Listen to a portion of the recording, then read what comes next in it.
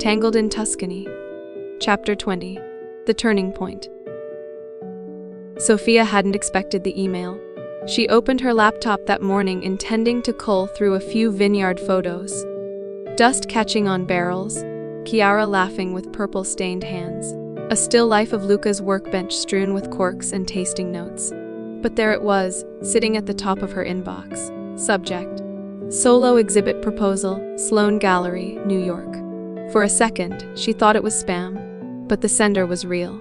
The message was real, and the words blinked on the screen like they might vanish if she blinked too long.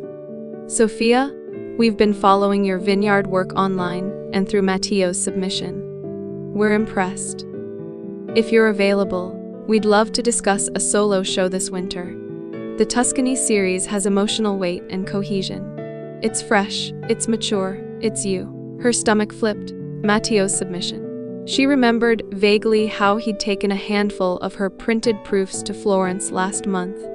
When visiting a friend at the Art Institute, she hadn't expected anything to come of it. She reread the email 3 times, then closed the laptop.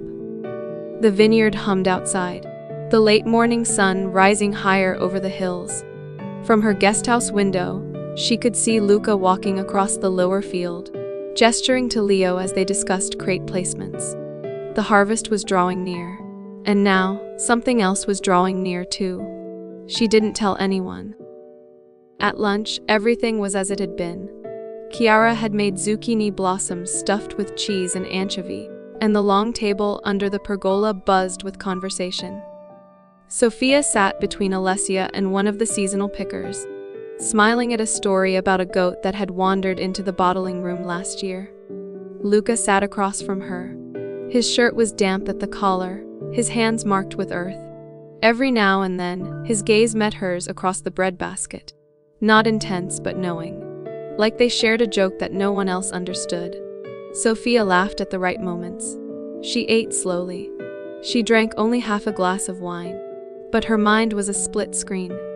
One half fixed in the present. Sunlight on ripe figs. Luca's voice a few chairs away. The other half stuck in a white-walled gallery 5,000 miles away, filled with her images, her name in bold type, and the silent question: would she go back? That afternoon, Luca found her in the blending room, cataloging barrels with Chiara.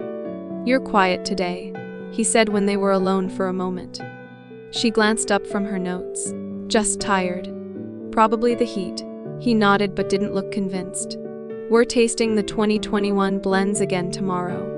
I want you there." It wasn't a request. Sophia blinked. "May." "Yes. Your eye. Your palette. The way you see things differently." He met her gaze directly now. "I trust it." Her breath caught, but she only nodded. "All right." He left without further explanation, and she stood for a while staring at the notes in her hand without seeing them. That evening, the light turned golden, soft and stretched, like honey over the hills. Luca had gone to inspect the old barrels with Matteo, and Sophia wandered the vineyard alone, camera dangling at her side, unused. Everything looked familiar, and yet not. The vines, the earth, the way the air carried rosemary and crushed grape. She was inside it now, not documenting it, not separate. It lived in her skin, in her breath. And yet, for the first time in weeks, her fingers itched for a city skyline. Not because she missed it, but because something had shifted. She reached the western slope, near the grove where the summer wind curved in from the hills. There, she finally raised the camera, framed the shadows, caught the silence. Behind her, Luca's voice. "You always shoot when you're thinking too hard." She turned. He was there, arms crossed loosely, expression unreadable but not unkind. "Is that your way of saying I'm obvious?" she asked. "Only to me." They stood in the pause that followed. The wind brushed past. A row of grapes shifted and stilled. "Want to walk?" he said finally. She nodded. They didn't speak much as they moved along the path that curved near the olive press, down toward the edge of the property. The quiet wasn't awkward. It was layered. Waited. At a low stone wall, they paused. The valley stretched before them in a tapestry of late summer. Sophia leaned against the warm stone, and Luca stood beside her, close but not quite touching. "You ever wonder what would have happened if you'd never come here?" he asked. Sophia breathed out slowly. "Sometimes. But the question doesn't scare me anymore." "And what does?" She looked up at him. "Missing something I was too afraid to hold on to." Luca studied her face. The wind moved a strand of her hair across her cheek, and he reached up instinctively to tuck it behind her ear. The touch was light, but her whole body reacted. Then, quietly, he said, "You haven't been yourself today." Sophia hesitated. The gallery offer pressed against the edge of her lips. But she only said, "Maybe I'm just becoming someone new." He nodded, like he understood. And maybe he did. Later, back at the guest house, she opened the laptop again. The email was still there, waiting, glowing. She reread it one more time. Then, softly, she closed the screen and turned out the light. The moon hung high above the vineyard, its silver light glinting off the rows of trellised vines. From a distance, the estate looked like something out of a dream. Candles flickering in the windows, lavenders shifting in the breeze.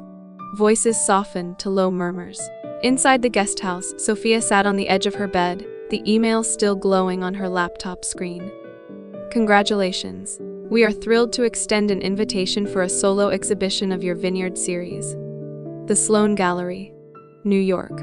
She'd read it 4 times already, but the words kept rearranging themselves, as if her eyes couldn't decide whether to let joy or dread take the lead.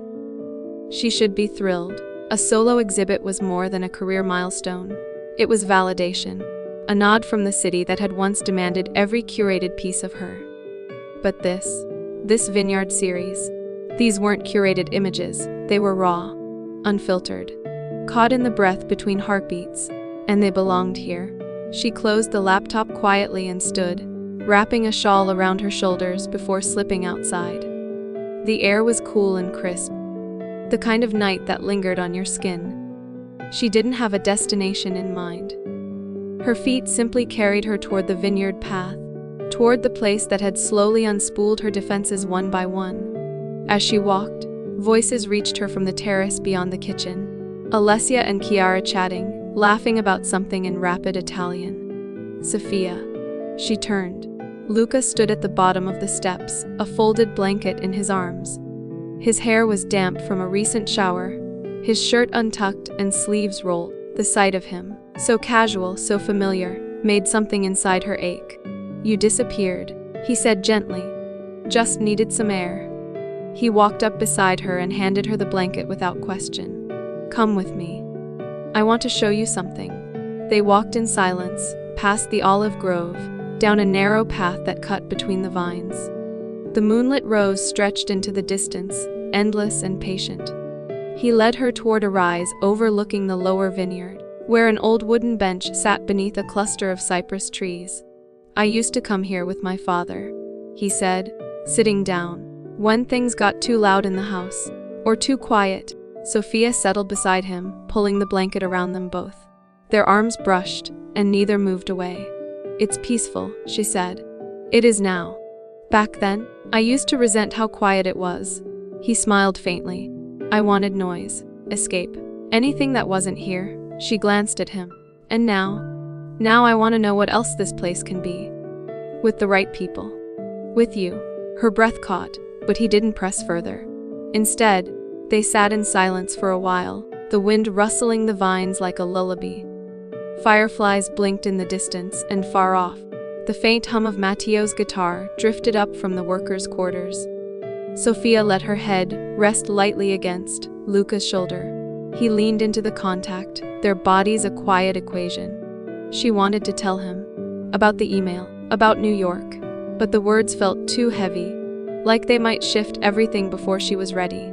So instead, she asked, "Do you ever wonder what your father would think of all this?" Luca was quiet a moment. "Sometimes. Not as much as I used to.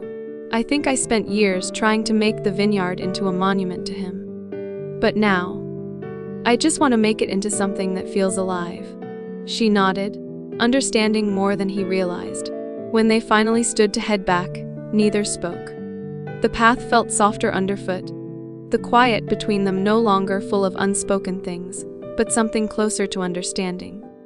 Back in the guest house, the night pressed in with a gentle hush. Sophia turned on the lamp near her bed and pulled back the sheets. Just as she reached to close the window, there was a soft knock. She opened the door to find Luca standing there, holding 2 mugs of tea. "Chamomile," he said. "Alessia insists it fixes everything." She smiled, stepping aside. "Come in."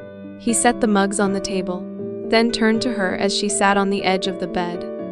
"I don't want to rush anything," he said softly. "But tonight felt different." "Good." "It did," she agreed, her voice barely above a whisper. He reached out, brushing a strand of hair from her cheek. The touch lingered. She leaned into it. "Stay," she said quietly. "Just for a while." He hesitated only a beat before sitting beside her, their shoulders touching. Hands resting close but not quite together. They drank the tea in silence, listening to the creak of the old wood beams and the chorus of nighttime insects. When the mugs were empty, she set them aside and pulled the blanket around both their shoulders again. He lay back slowly, stretching out across the bed, and she joined him, facing him, inches apart. No kisses, no heat, just shared breath. His hand found hers beneath the blanket, fingers entwined, slow and sure. Sophia closed her eyes, letting the nearness hold her. The silence no longer pressed, it soothed. She hadn't told him about New York. Not yet. But for tonight, they could just be this, a breath between decisions. A heartbeat before the next choice. 2 people, finally still, with their hands clasped in the dark. Outside, the wind moved softly through the vines. The turning point had begun,